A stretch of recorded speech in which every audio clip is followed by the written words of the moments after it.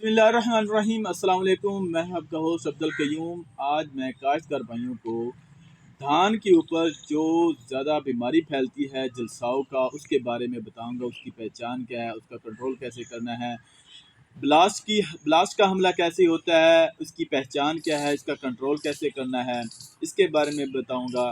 बकाइनी एक ऐसी बीमारी है जो तने को भी बिल्कुल गल सड़ जाता है।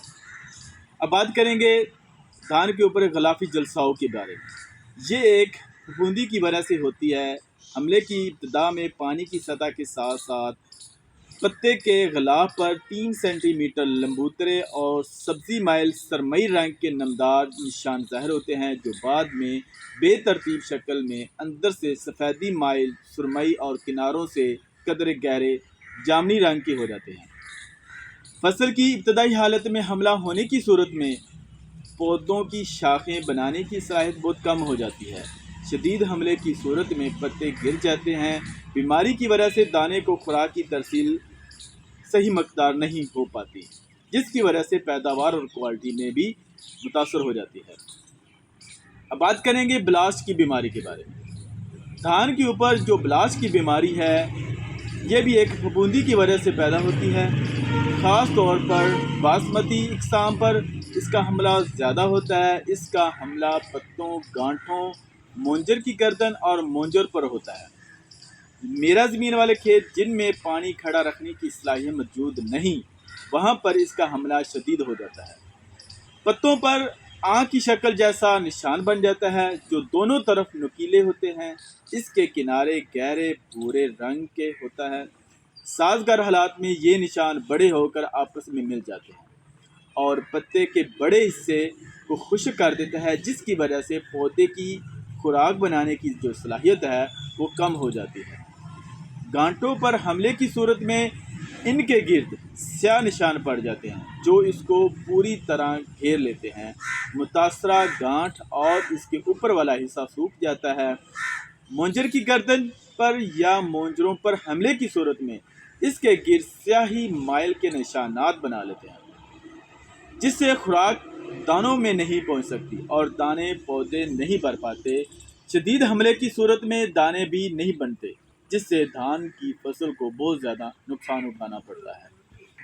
अब बात करेंगे इसका कंट्रोल किस तरह करना है हमने। ये बीमारी ज़्यादातर बीमार बीज की वजह से पैदा होती है। धान की फसल पछेती काश्त की वजह से भी होती है। कटाई के बाद मुतासरा फसल के मुड और पराली को तलफ कर दें, क्योंकि इनमें बीमारी के तुखम होते हैं। नाइट्रोजन और फास्फोरस वाली खाद मुनासिब मकदार में डालें। गोब की हालत से लेकर मोंजर निकलने के 2 हफ्ते तक खेत को खुश्क ना होने दें।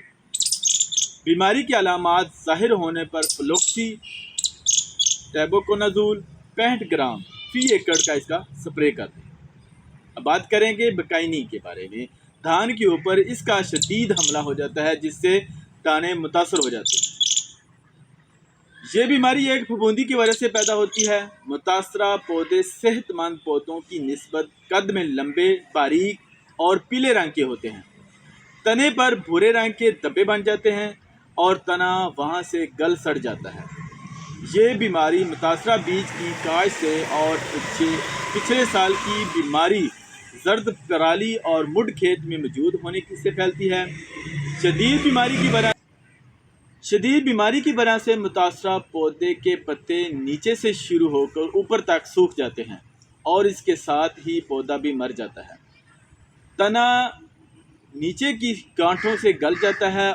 मुतासरा हिस्से से ऊपर की गांठ से जड़ें निकल आती हैं। बीमारी से पौधा लंबा होकर मर जाता है और इस पर सफ़ेद या गुलाबी माइल सफ़ेदी फफूंदी की रूहें तह दर पैदा हो जाती हैं, जिससे करोड़ों की तादाद में बीमारी तुखम निकलते हैं। ये तुखम दूसरे पौधों में बीमारी पैदा करने का बायस बनते हैं। बाज़ औक़ात मुतासरा पौधे के चंद शगुफ़े मर जाते हैं और बाकी तनों पर सिट्टे निकल आते हैं, लेकिन इनमें दाना बहुत कम बनता है।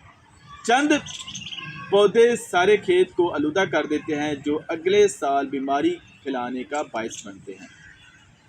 ये तो थी काश्तकार भाइयों دھان کے متعلق دھان کے اوپر جو غلافی جلساؤ ہوتا ہے، بکائنی کا جو شدید حملہ ہوتا ہے، جس کی وجہ سے دھان کی پیداوار میں کافی حد تک کمی دیکھی گئی ہے، اور امید ہے کہ اس ویڈیو کو دیکھ کر آپ اس کو پر عمل کریں۔ بہت شکریہ، اللہ حافظ۔